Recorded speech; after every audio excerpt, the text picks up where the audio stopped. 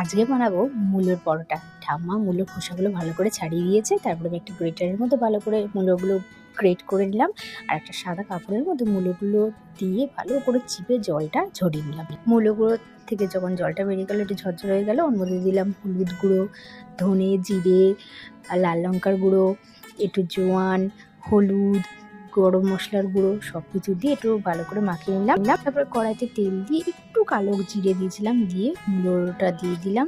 দেওয়ার পরে লবণ আর একটু চিনি দিয়ে নাড়াচাড়া করে নামিয়ে নিলাম। আটার লেচিগুলো একটু বেলে নিয়ে তার উপরে ওই মূলোর পুর মতো একটা ভরে দিলাম। দেওয়ার পরে গোল গোল করে আবার ডো তৈরি করে তারপরে আস্তে আস্তে একটু চেপে চেপে নিয়ে তারপরে একটু সামান্য তেল দিয়ে বেলে নিলাম পরোটাগুলো। বেশি জোরে বেলে না, বেরিয়ে যাচ্ছিলো মূলোর পুরগুলো। আর এইভাবে করে দেখবেন, ওই যে মূলোর একটা গন্ধ হয় না, সেই গন্ধটা একদম ভেতর থেকে পাবে না, বুঝতেই পারবে না যে এর মধ্যে মূলো দেওয়া আছে। দারুণ লেগেছে, খেয়ে দেখবেন একবার।